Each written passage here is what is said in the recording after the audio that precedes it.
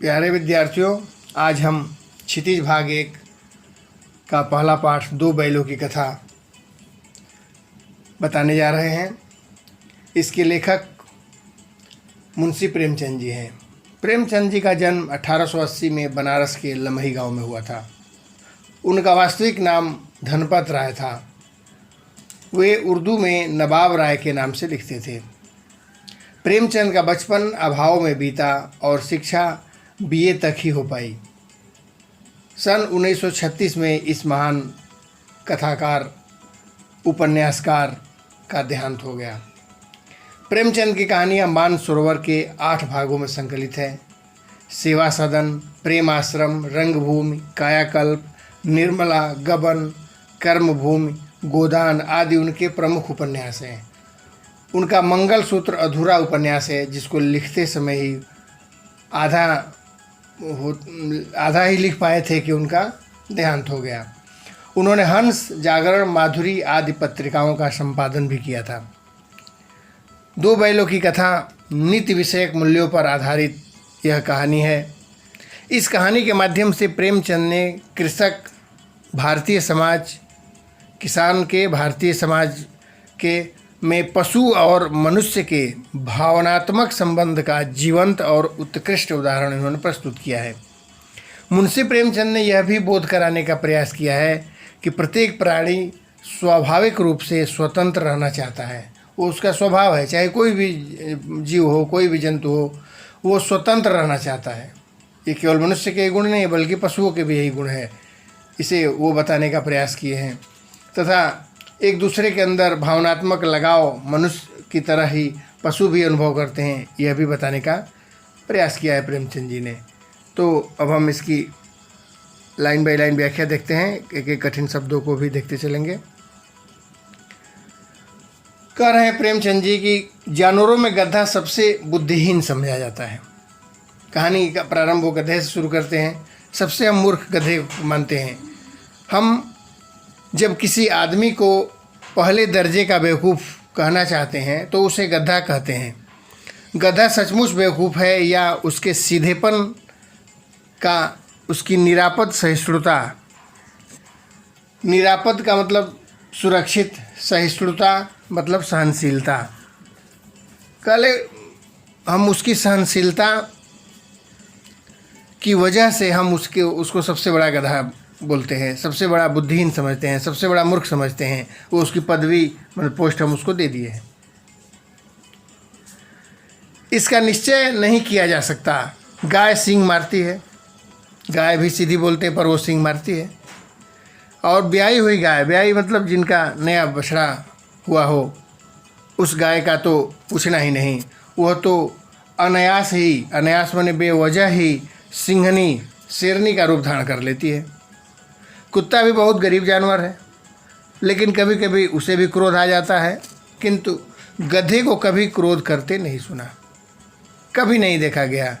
जितना चाहो गरीब को मारो, चाहे जैसी खराब सड़ी हुई घास, बेकार का क्या चारा, उसे जो भी डाल दो वो उसे खा करके संतोष का अनुभव करता है।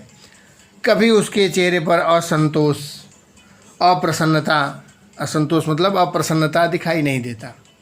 बैसाख में चाहे एक आध बार कुलेल कर लेता हो। बैसाख हिंदी महीने का नाम है जो अप्रैल के लगभग होता है। तो मार्च के बाद चैत का महीना, फाल्गुन का महीना होता है। फाल्गुन के बाद चैत, चैत के बाद बैसाख, वही अप्रैल के लगभग का महीना होता है। उस समय चाहे थोड़ा सा कुलेल कर लेता हो। कुलेल का मतलब क्रीड़ा, थोड़ा बहुत वो क्रीड़ा कर लेता है और कुछ नहीं वो कर पाता, पर उसमें तो उसे कभी खुश होते देखा। पर हमने कह रहे हैं कि कभी उसे खुश होते देखा। उसके चेहरे पर एक विषाद अस्थायी रूप से छाया रहता है। उसके चेहरे पर विषाद मतलब दुख अस्थायी रूप से उसके चेहरे पर छाया रहता है। हमेशा ऐसा दिखता रहता है जैसे उसके चेहरे पर कोई विषाद ही हो, कोई दुख ही हो, हमेशा ऐसा दिखता रहता है वो गधे। सुख दुख दोनों परिस्थितियों में, सुख हो या दुख हो, दोनों स्थितियों में गधा जो होता है वो हानि लाभ किसी की दशा उसे बदलते नहीं देखा, किसी ने भी उसकी दशा को बदलते नहीं देखा, चाहे सुख की परिस्थिति हो, दुख की परिस्थिति हो। ऋषि मुनियों में जितने गुण हैं वे सभी उसमें पराकाष्ठा को पहुंच गए हैं। ऋषि मुनि के गुण जैसे माने जाते हैं कि बूढ़ अघात सहगिरि कैसे, खल के वचन संत सह जैसे। जिस तरह से ऋषि मुनि को कोई अब शब्द भी बोले, कोई कुछ भी करे तो वो आशीर्वचन ही देता है, वो क्रोध नहीं करते हैं, क्रोध पर विजय प्राप्त किए रहते हैं ऋषि मुनि। ठीक उसी तरह से ये गधा जो पशु है वो भी ऋषि मुनि की भांति ही अपनी पराकाष्ठा मतलब चरम सीमा, पराकाष्ठा मीन्स चरम सीमा पर पहुंचा हुआ है ऋषि मुनि की तरह। उसके आदमी उसे बेवकूफ़ कहता है, सद्गुणों का इतना अनादर कहीं नहीं देखा। आदमी उसको बेवकूफ़ समझ लेता है, उसके अंदर सहनशीलता अधिक है तो उसे हम मूर्ख मानते हैं, बेवकूफ़ मानते हैं। इस तरह के कह रहे हैं कि सद्गुण माने अच्छे गुणों का अनादर मतलब तिरस्कार करना, कह रहे हैं कि शायद ही हमने कभी देखा है। कदाचित शायद कभी सीधापन संसार के लिए उपयुक्त नहीं है। कह रहे हैं कि शायद संसार के लिए में सीधा बन करके रहना, यहाँ व्यंग कर रहे हैं कि जो सीधे लोग हैं उनको लोग चैन से नहीं रहने देते हैं, उन्हें तरह तरह से प्रताड़ित करते हैं, परेशान करते हैं। चूँकि गधा सीधा है इसलिए उसको मूर्ख कहते हैं। देखिए ना, भारतवासियों की अफ्रीका में क्या दुर्दशा हो रही है। भारतवासियों की अफ्रीका में क्या दुर्दशा हो रही है, किस तरह से उनको सीधा समझ करके उन पर प्रताड़ना किया जा रहा है। क्यों अमेरिका में उसे घुसने नहीं दिया जाता, अमेरिका भी उसे घुसने से मना कर देता है। ये पहले की बातें हैं, उस समय की जब प्रेमचंद ने कहानी लिखा था। बेचारे शराब नहीं पीते, 4 पैसे कुछ समय के लिए रख लेते हैं, कह रहे हैं कि नशा नहीं करते हैं तो उन्हें मूर्ख समझा जाता है। और कुछ पैसे कुछ समय मतलब विपरीत परिस्थितियाँ, बुरे समय के लिए, कुसमय माने बुरे समय के लिए बचा करके रख लेते हैं। जी तोड़कर काम करते हैं, किसी से लड़ाई झगड़ा नहीं करते। जी तोड़कर काम करना मतलब बहुत अधिक परिश्रम करना। जी तोड़कर काम करने से तात्पर्य है बहुत अधिक परिश्रम करना, मुहावरा है। 4 बातें सुन करके गम खा जाते हैं, 4 बातें सुन करके और चाहे कितनी ही पीड़ा हो उसे वो सहन कर लेते हैं, फिर भी बदनाम है। भारतीय कहा जाता है कि मूर्ख हैं। वे जीवन आदर्श को नीचा करते हैं, कारण जीवन का जो आदर्श है वो उसका नीचे कर देते हैं। अगर वे ईंट का जवाब पत्थर से देना सीख जाते तो शायद, कह रहे हैं प्रेमचंद जी कि अगर वो ईंट का जवाब पत्थर से देना अगर जानते तो शायद सभ्य कहलाने लगते।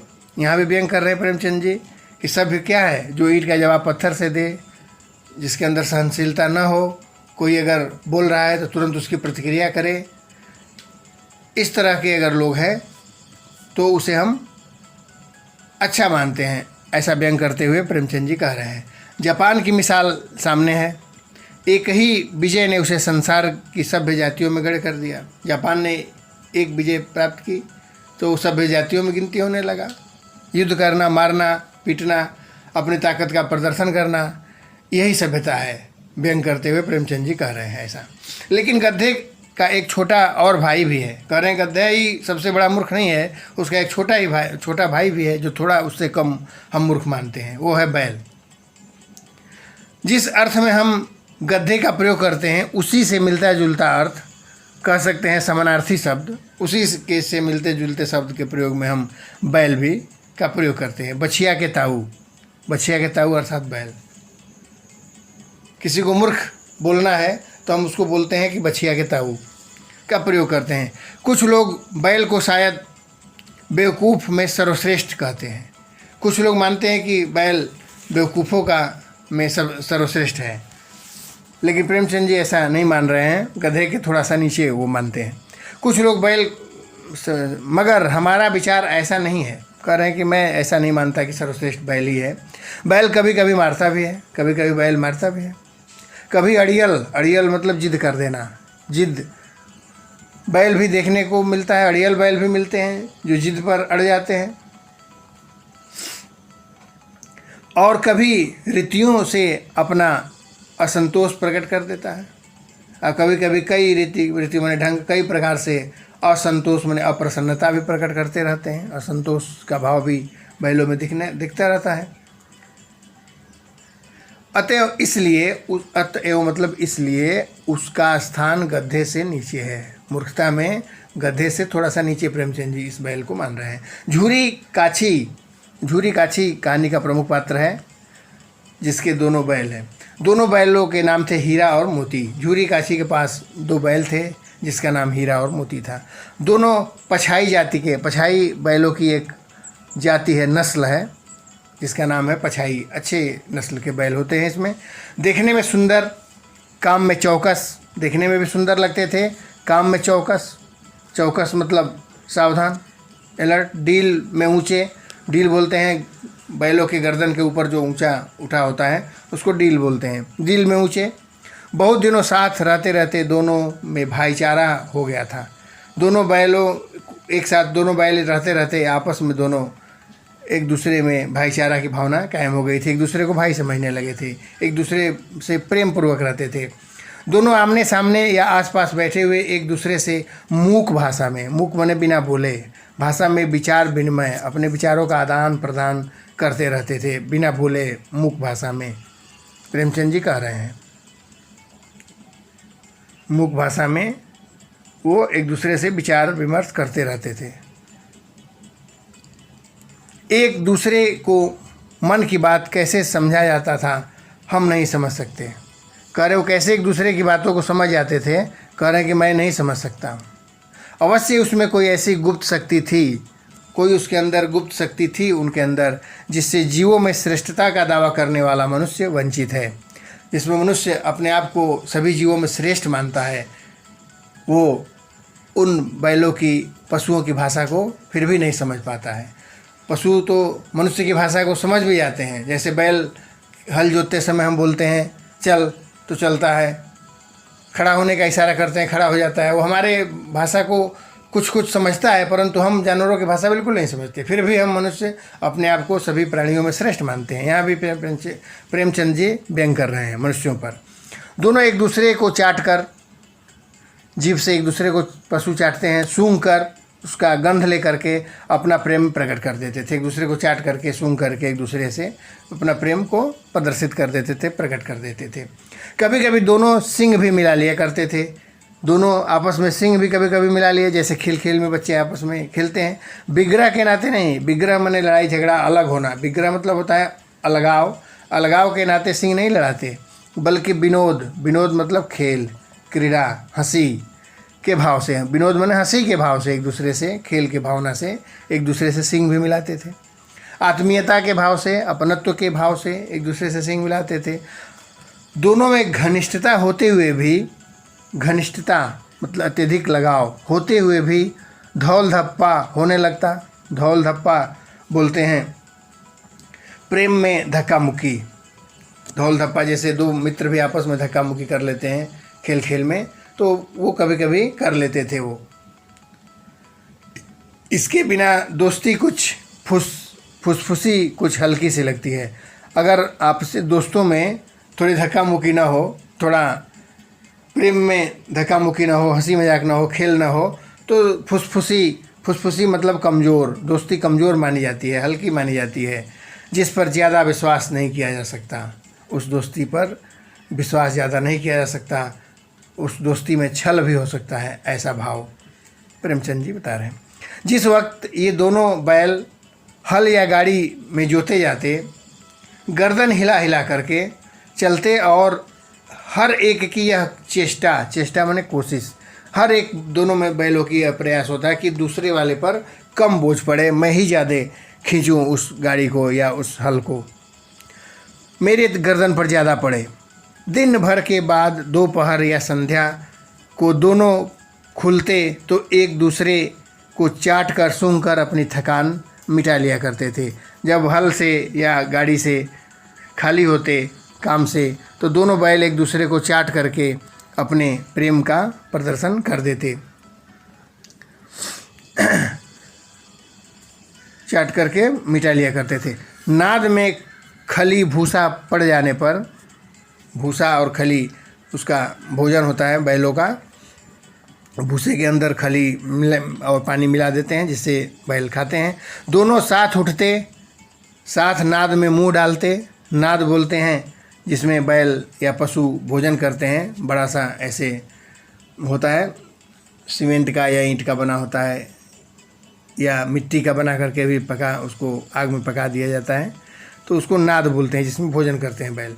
मुंह डालते और साथ ही बैठते थे।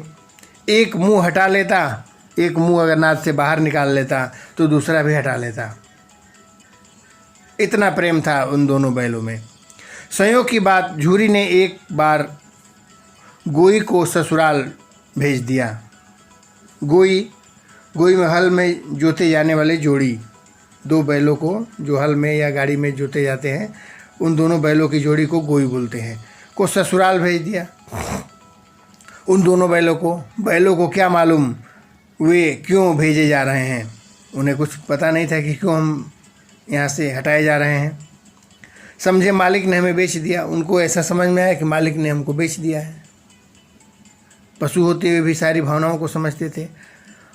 अपना यूँ बेचा जाना उन्हें अच्छा नहीं लगा। कह रहे हैं कि अपना इस तरह से बेचा जाना उनको अच्छा नहीं लगा। फिर इसको देखते हैं आगे पेज पर। उन्हें अच्छा नहीं लगा इस तरह से बेचा जाना। कौन जाने, पर झूरी के साले गया को घर तक गोई ले जाने में दांतों पसीना आ गया। कह रहे हैं कि लगा कि बेच दिया गया, फिर भी झूरी का जो साला था, गया उसका नाम था, वो उन दोनों बैलों को अपने घर तक ले जाने में दांतों चने चबाना पड़ा। दांतों पसीने आना, बहुत अधिक परिश्रम करना, बहुत अधिक परेशान होना, बहुत अधिक परेशान हुआ। वो चलते ही नहीं थे, परेशान करते थे, जाना नहीं चाहते थे। पीछे से हाँकता तो दाएं बाएं भागते, पीछे से उसको हाँकता तो इधर उधर दाहिने और बाएं भाग जाते। पगहिया जिससे बांधते हैं बैलों को, उसको पगहिया बोलते हैं। पकड़कर आगे खींचता तो दोनों बैल पीछे की ओर जोर लगाते, आगे से खींचता तो पीछे जोर लगाते। मारता तो सींग नीचे करके हुंकारना माने डराना, मारने के लिए डराते। अगर ईश्वर ने उन्हें वाणी दी होती तो झूरी से पूछते। प्रेमचंद जी कह रहे हैं कि अगर ईश्वर भगवान उनको वाणी दी होती, बोलने की शक्ति होती, मनुष्य से बात करने की क्षमता होती, तो झूरी जो उन बैलों का मालिक था उससे अवश्य पूछते कि क्यों निकाल रहे हो, हमने तुम्हारी सेवा करने में कोई कसर नहीं छोड़ी, जो तुमने कहा हमने सब किया। अगर इतनी मेहनत से काम नहीं चलता था तो कह रहे हैं कि और काम करवा लेते और हम लोगों से काम ले लेते, हमें तो तुम्हारी चाकरी में मर जाना कबूल था। किस तरह की भावना थी उन दोनों बैलों के अंदर। कह रहे हैं तुम्हारी चाकरी माने काम, तुम्हारे कामों में तो हम लोग अपने आप को, अपना जान भी दे देना हम लोग सौभाग्य समझते। ऐसी भावना थी उन दोनों बैलों की।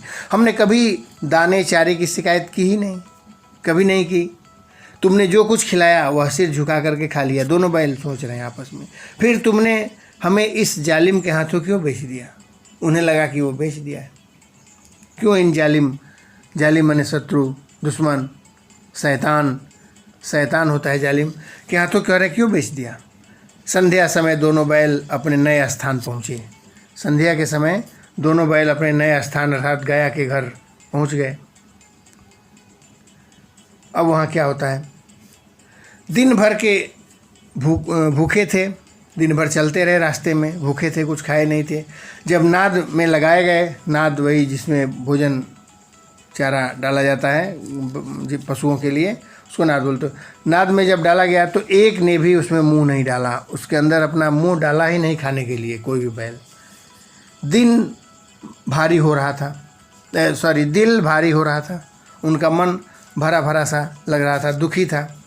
इसलिए किसी दोनों बैलों ने नाद के अंदर मुंह डाला ही नहीं। जिसे उन्होंने अपना घर समझ रखा था वह आज उन्हें छूट गया था। झूरी के घर को जिसको वो अपना घर समझते थे वो घर आज छूट गया था। इसलिए बहुत दुखी थे दोनों, इसलिए नाद में मुंह ही नहीं डाला। नया घर, नया गांव, नए आदमी उन्हें बेगाने माने पराये लग रहे थे, दूसरे लग रहे थे। दोनों ने अपनी मुख भाषा में सलाह की। एक दूसरे की कनखियों से देखा, कनखी मैंने तिरछी नज़र से देखा, और लेट गए। जब गांव में सोता पड़ा मतलब गांव के सभी लोग सो गए, तो दोनों ने जोर मारकर पगहे तुड़ा डाले। जोर लगा करके, पगहे मतलब जिसमें बैल को बांधा जाता है उसको पगहा बोलते हैं, तुड़ा डाले मतलब तोड़ दिए। घर की तरफ चले।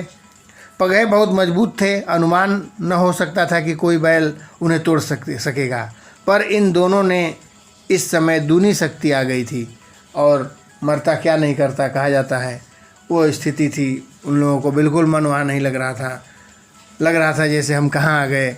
इसलिए दोगुने शक्ति से उस मोटे से पगहे को, रस्सी को तोड़ डाले और वहाँ से अपने घर अर्थात झूरी के घर को चल दिए। झूरी प्रातःकाल सोकर उठा तो देखा कि दोनों बैल चरनी पर खड़े हैं। झूरी जब प्रातःकाल उठा तो देखा कि दोनों बैल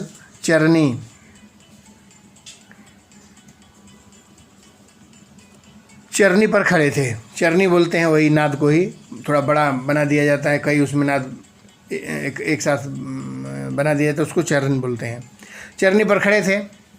गर्दनों में आधा आधा गराव लटक रहा था। गराव मतलब रस्सी आधी आधी, क्योंकि आधी टूट गई थी, वहाँ उसके खूंटे के साथ, गया के साथ रह गई थी और आधे गले में लटक रहा था। घुटने तक पाँव कीचड़ में सने हुए थे। वो अंधेरे में भागे, रास्ते में कीचड़ मिट्टी मिला, सब घुटने तक मिट्टी लगे हुए थे। और दोनों की आंखों में विद्रोहमय स्नेह दोनों की आंखों में झलक रहा था। विद्रोहमय स्नेह से तात्पर्य है कि विरोध भरा प्रेम, विद्रोहमय स्नेह, विद्रोह भरा प्रेम उनकी दोनों की आंखों में झलक रहा था। झूरी बैलों को देखकर स्नेह से गर्दन गदगद हो उठा। गदगद मैंने प्रसन्न, प्रेम से वो भी प्रसन्न हो गया, वो भी बहुत प्रेम करता था उन दोनों बैलों से। दौड़कर उन्हें गले लगा लिया। प्रेमालिंगन, प्रेम में आलिंगन गले जैसे मिलते हैं वैसे मिला, उसका चुंबन किया। यह चुंबन का दृश्य बड़ा ही मनोहर था। एक दूसरे को ऐसा लग रहा था जैसे चुम्बन कर रहे हों। घर और गांव के लड़के जमा हो गए, तालियां बजा बजा करके उसका स्वागत करने लगे। गांव के आसपास के लड़के, घर के भी और आसपास के। गांव के इतिहास में यह घटना अभूतपूर्व न होने पर भी, करे गांव में ऐसी कोई बात नहीं थी कि पहली बार ये बैल या पशु जा कर के चले आए हों। अक्सर आ जाते हैं जानवर अपने दरवाजे पर, वो पहचान लेते हैं। तो इस तरह की घटना कोई पहली नहीं थी। अभूतपूर्व मतलब पहले कभी न हुई हो ऐसा नहीं था, पहले भी ऐसा हो चुका था। पर बाल सभा ने निश्चय किया, बाल सभा बच्चों ने निश्चय किया कि दोनों वीर पशुओं को, दोनों बैलों को अभिनंदन पत्र देना चाहिए। अभिनंदन माने बधाई पत्र देना चाहिए, कोई उपहार देना चाहिए, इसे कोई गिफ्ट देना चाहिए, कोई इनाम देना चाहिए।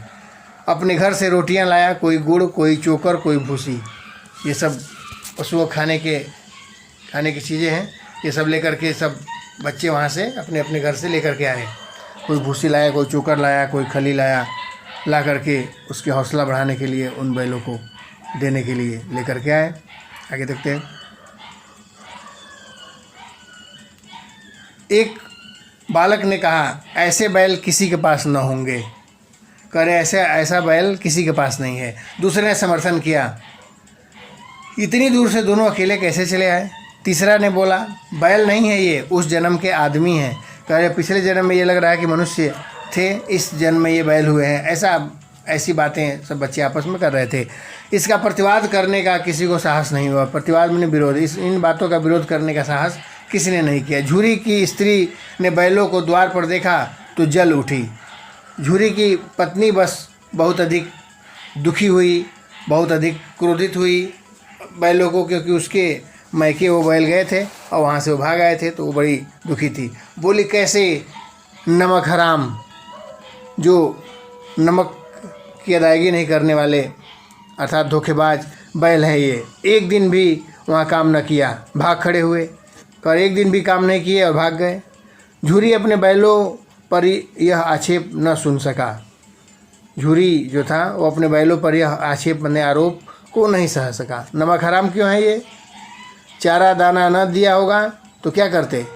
उसने कहा कि अपने साले को कोई चारा दाना खाने पीने को उसको नहीं दिए होंगे बैलों को, तो क्या करते हो। स्त्री ने रोष के साथ कहा, बस तुम ही तो बैलों को खिलाना जानते हो, और तो कोई खिलाता पिलाता कहाँ है, पानी पिला कर रखता है, केवल आप ही खाना खिलाते हो बैलों को और सब तो पानी पिलाते हैं। ऐसा उसकी पत्नी गुस्सा करके झूरी को बोली। फिर झूरी ने चिढ़ाया, चारा मिलता तो क्यों भागते? कह रहे चारा अगर मिला होता खाने को तो क्यों भागते? स्त्री चिढ़ी भागे इसलिए, वो उसकी पत्नी बोली इसलिए भागे होंगे। भागे क्यों वे लोग तुम जैसे बुद्धुओं की तरह बैलों को सहलाते नहीं हैं। कह रहे हैं कि बुद्धू मने बेवकूफ़ की तरह तुम बेवकूफ़ हो और अपने बैलों को दिन भर सहलाते रहते हो। वो सहलाते नहीं हैं, वो खिलाते हैं तो रगड़ कर जोतते भी हैं। कह रहे हैं कि खिलाते हैं और ज़्यादा काम भी लेते हैं, दोनों काम करते हैं। तुम्हारी तरह रगड़ कर मैंने ज़्यादा काम लेना। वे दोनों ठहरे कामचोर, कह रहे हैं ये दोनों कामचोर हैं, इसलिए वहाँ से भाग गए। अब देखो कहाँ से खली और चोकर मिलता है। अब देखती हूँ यहाँ कैसे खली और चोकर खाते हैं। अब मैं इनको कुछ नहीं दूंगी खाने को, सूखे भूसे के सिवाय कुछ नहीं दूंगी, खाएं चाहे मरें। वही हुआ। मजूर को ताकीद कर दी गई। मजूर मने आदमी, मजदूर जो बैलों को खिलाते थे, उसको ताकीद का अर्थ होता है चेतावनी। झूरी की पत्नी ने चेतावनी कर दी कि दोनों बैलों को खाली सूखा भूसा देना है, खली और चुनी नहीं देना है। बैलों ने नाद में मुंह डाला तो फीका फीका, बिना खली के बिना चोकर के बिल्कुल सादा सादा भूसा लग रहा था। कोई न चिकनाहट थी उसमें, न कोई रस था। क्या खाए? आशा भरी आंखों से द्वार की ओर देखने लगे। द्वार की ओर जिधर से चोकर भूसी खली सब आता था उसकी ओर देखने लगे। झूरी ने मजदूर से कहा, मजदूर वही खिलाने वाले आदमी से कहा, थोड़ी सी खली क्यों नहीं डाल देते बे? तो वो मजदूर कहा, मालकिन मुझे मार ही डालेगी। कह रहे कि अगर मैं डाल दूंगी, मालकिन ने मना किया है, आपकी पत्नी ने मना किया है, अगर मैं चुरा कर डाल दूंगी तो मुझे मार ही देगी। ना दादा, पीछे से तुम भी उन्हीं की बात करोगे? कह रहे चुरा करके डाल दिए होते। तो कह रहे नहीं हम नहीं डाल सकते। अब बाद में फिर उन्हीं की तरफ से बात करने लगेंगे, फिर हम लोग पीटे जाएंगे। अब कहानी का दूसरा पार्ट हम शुरू कर रहे हैं। दूसरे दिन झूरी का साला फिर गया। उस दिन तो भाग के चले आए, वो समझ गया कि भाग करके वहीं गए होंगे। दूसरे दिन झूरी का साला फिर आ गया और दोनों बैलों को गाड़ी में जोता। इस बार ऐसे नहीं ले गया, बल्कि बैलगाड़ी होती है उसमें जोता, मतलब बांधा। 2-4 बार मोती ने गाड़ी को सड़क से खाई की ओर गिराना चाहा, पर हीरा सहनशील था, उसने ऐसा नहीं करने दिया, संभाल लिया। संध्या समय घर पहुंचकर दोनों को मोटी रस्सियों से बांधा और कल की शरारत का मज़ा चखाया। कल जो शरारत किया था उसका मज़ा चखाया उन बैलों को। वो भी दुखी हो गया था, वो भी परेशान था, गुस्सा किया था, तो कल की शरारत का वो भी मज़ा चखाया। फिर वही सूखा भूसा डाल दिया, उसे सूखा भूसा ही दिया गुस्से में कि भागे थे तुम लोग ना, लो ये खाओ। अपने दोनों बैलों को खली चूनी सब कुछ दी।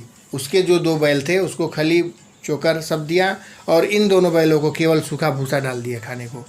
दोनों का ऐसा अपमान कभी नहीं हुआ था। कह रहे हैं इस तरह का अपमान इन दोनों हीरा मोती का कभी नहीं हुआ था कि उसको सूखा भूसा दे और अपने बैलों को खली। झूरी इन्हें फूल की छड़ी से भी न छूता था। फूल की छड़ी से न छूने से तात्पर्य है कभी मारने के विषय में सोचता तक नहीं था। उसकी टिटकार पर दोनों उड़ने लगते। टिटकार मुंह से निकलने वाला आवाज़ होता है टिक टिक की, जिससे बैल आगे बढ़ते हैं पशु को चलाने के लिए। यहाँ मार पड़ा, आहत सम्मान।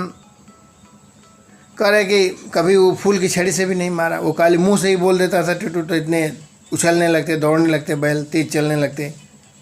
और यहाँ पर मार, आत्मसम्मान को भी आहत किया गया, पीड़ित किया गया। उनको मिला सूखा भूसा और उनके बैलों को खली। नाद की तरफ दोनों ने आंख तक नहीं उठाई। दोनों बैलों ने नाद की ओर, जिसमें खाना दिया जाता है बैलों को, उसकी ओर आंख उठा करके देखी तक नहीं। उस नाद की ओर उन बैलों ने देखा तक नहीं। दूसरे दिन गया ने बैलों को हल में जोता। दूसरे दिन गया बैलों को हल में जोता। पर इन दोनों बैलों ने जैसे पाँव न उठाने को कसम खा ली हो। दोनों बैलों ने पैर ही नहीं उठाया, आगे बढ़ा ही नहीं। वो मारते मारते थक गया पर दोनों ने पाँव नहीं उठाया। बहुत गया ने उन दोनों बैलों को मारा पर उन लोगों ने हल लेकर चला ही नहीं। जब उस निर्दयी ने हीरा की नाक पर खूब डंडे जमाए, हीरा बड़ा ही सहनशील था, निर्दयी माने दया रहित। गया ने जब हीरा के नाकों पर डंडे से मारने लगा तो मोती का गुस्सा काबू के बाहर हो गया। वो हल लेकर भागा। हल, रस्सी, जुआ, जोत सब टूट टाट कर बराबर हो गया। तब मोती जो दूसरा वाला बैल था वो हल लेकर के ही भागा। हो गया, गले में बड़ी बड़ी रस्सियाँ न होती लेकर बराबर हो गया। बराबर हो जाने से तात्पर्य है लेकर के भाग गया। करे गले में अगर बड़ी बड़ी रस्सी नहीं होती तो दोनों पकड़ाई में नहीं आते, अर्थात गया उन दोनों बैलों को पकड़ नहीं पाता। हीरा ने मूक भाषा में कहा, भागना व्यर्थ है। हीरा सहनशील था, कहा भागना बेकार है। मोती ने उत्तर दिया, तुम्हारी तो जान ही ले लेती अगर ले लेता ये, अगर नहीं भागते तो। अब की बार मार पड़ेगी, पड़ने दो, बैल का जन्म लिया है तो मार तो पड़ेगी। यहाँ पर भी प्रेमचंद जी बता रहे हैं कि अगर पशु का जन्म लिया है तो मनुष्य अत्याचार करेंगे ही उस पर। व्यंग कर रहे हैं किस तरह से मनुष्य जानवरों पर, पशुओं पर अत्याचार करते हैं, इस भावना को यहाँ दिखा रहे हैं प्रेमचंद जी। गया दो आदमियों के साथ दौड़ा आ रहा था, दोनों के हाथों में लाठियाँ हैं। मोती बोला, कहो तो दिखा दूँ कुछ मज़ा भी, मैं भी करे, कहो तो मैं भी कुछ मज़ा बता दूँ, लाठी लेकर के आ रहे थे तो मैं भी इन लोगों को पटक दूँ। हीरा ने समझाया, नहीं भाई खड़े हो जाओ, मारना अच्छा नहीं है, हम पशु हैं, कब तक मार सकते हैं, कितना मार सकते हैं, कब तक बच सकते हैं। हीरा ने समझाया, कह रहे हैं कि अगर मुझे मारेगा तो मैं तो एक दो को गिरा दूंगा, मतलब एक दो लोगों को मैं मार ही डालूंगा, ऐसा मोती ने हीरा से कहा। आगे के पेज देखते हैं।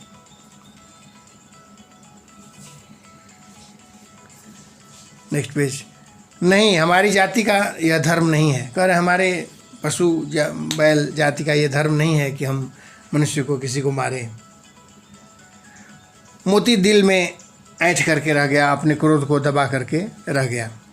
आप गया आ पहुंचा और दोनों को पकड़ ले चला। कुशल हुई, कुशल मतलब अच्छाई। अच्छा ये हुआ कि उस वक्त, उस समय, वक्त मैंने समय, मारपीट न की, मारा नहीं किसी बैलों को, नहीं तो मोती तो पलट पड़ता मैंने पलट के निश्चित रूप से मारता उस गया को।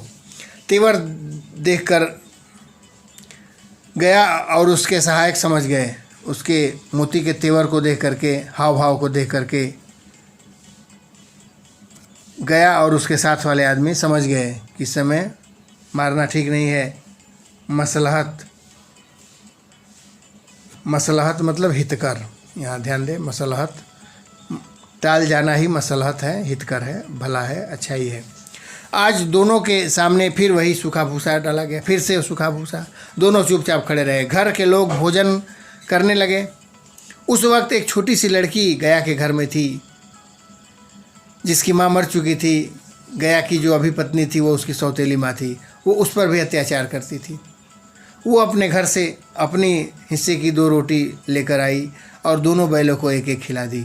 उस रोटी से पेट तो नहीं भर सकता था, परंतु प्रेममय जो वो था, उस लड़की का नाम था भैरव।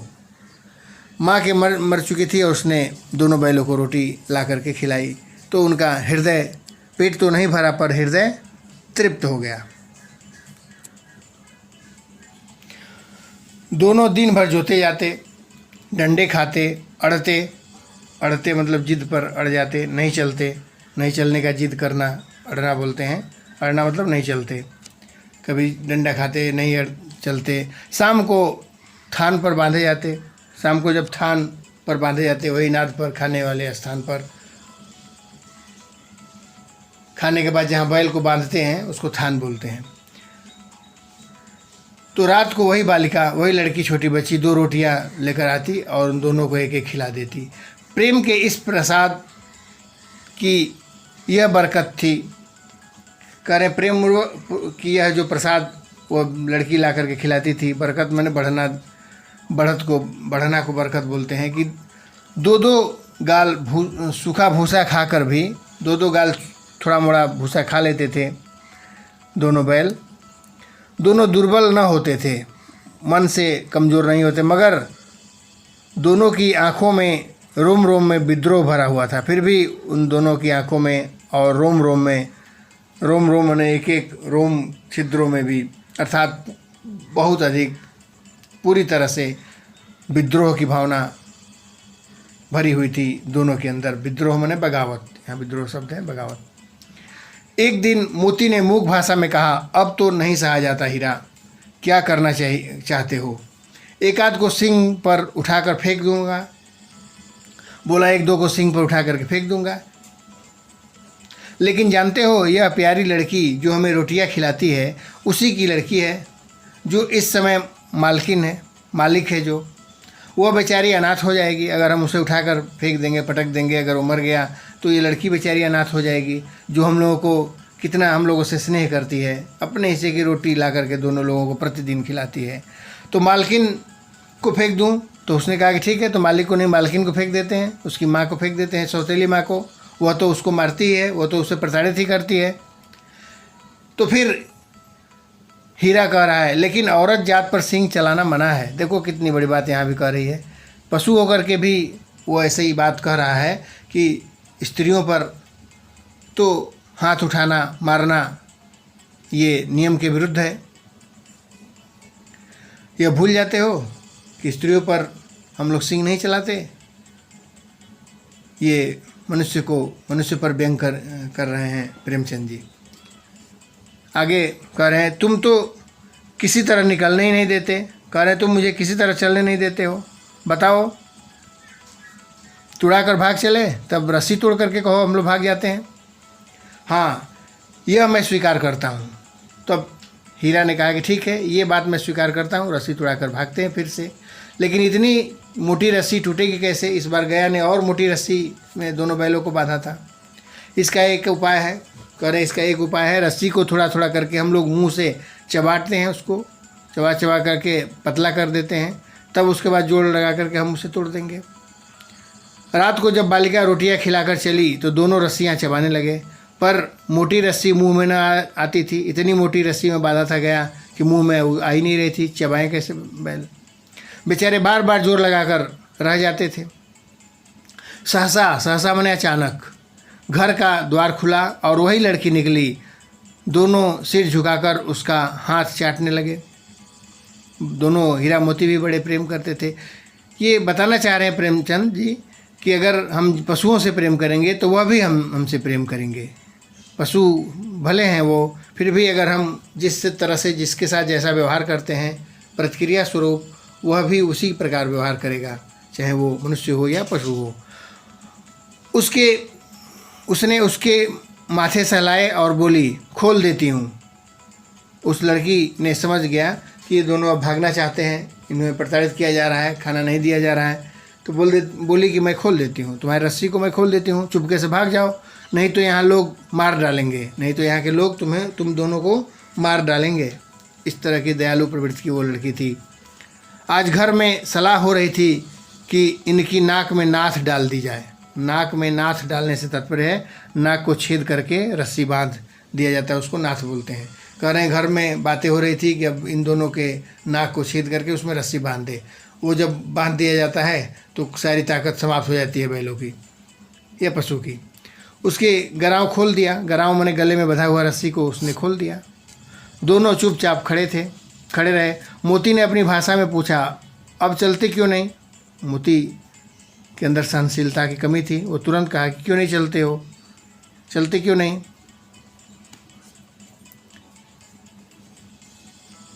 हीरा ने कहा, चलो चले तो, लेकिन कल इस अनाथ पर आफत आएगी। करे हम चल तो दें, लेकिन कल इस अनाथ लड़की जिसकी माँ मर चुकी है इस पर आफत आ जाएगी। सब इसी पर संदेह करेंगे, शंका करेंगे। और सहसा बालिका चिल्लाई। अब ये सोच ही रहे थे तब तक लड़की चिल्लाने लगी, दोनों फूफा वाले बैल भाग रहे हैं। उसके फूफा था झूरी, उस लड़की का, गया की बेटी थी। गया उसका साला था। बोला दादा दोनों बैल फूफा वाले भागे जा रहे हैं, जल्दी दौड़ो जल्दी दौड़ो। ये बोली तो अब समझ गया, दोनों बैल समझ गए कि अब हम लोगों को भाग जाना ही उचित है, क्योंकि इसकी भी यही इच्छा है, वो छुपाना नहीं चाह रही है, बता करके भगाना चाह रही है। तो दोनों गया, हड़बड़ा कर भीतर से निकला, हड़बड़ा करके मतलब जल्दी से, घबरा करके वे दोनों भागे। गया ने पीछा किया और भी तेज हुए। गया ने शोर मचाया, फिर गांव के कुछ आदमियों ने भी को भी साथ ले लिया। कुछ आदमी को और गांव में साथ लेने के लिए लौटा। दोनों मित्रों को भागने का मौका मिल गया। इसी बीच में जब वो लौटा और लोगों को लेने के लिए गांव से कुछ दूर पीछा किया, नहीं पकड़ पाया तो कुछ लोगों को और लेने आ गया गांव में। तब तक वो दोनों मित्रों को मौका मिल गया और वो दोनों बहुत तेज़ी से वहाँ से भाग निकले, सीधे दौड़ते चले गए। यहाँ तक कि मार्ग का ज्ञान न रहा, इतने वो दौड़ने में मस्त हो गए कि उन्हें ध्यान नहीं रहा रास्ते का, वो भागते चले गए। जिस परिचित मार्ग से आए थे, जिस मार्ग मैंने रास्ता परिचित मैंने जिस रास्ते को जानते थे, जिस रास्ते से आए थे, उसका अता पता कहीं दिखाई नहीं दे रहा था। तब दोनों एक खेत के किनारे खड़े होकर सोचने लगे। फिर अब देखे कि अब तो गया नहीं रहा है, फिर एक जगह खड़े होकर के सोचने, रास्ता तो भटक गए थे, रास्ता पता ही नहीं चल रहा था कि किधर को भागे, अब क्या करना चाहिए। हीरा ने कहा मालूम होता है हम राह भूल गए। तुम भी बेतहासा, तुम भी कह रहे हैं कि बेतहासा भागते जा रहे थे। तो बेतहासा भागने से तात्पर्य है कि बिना सोचे समझे भागना।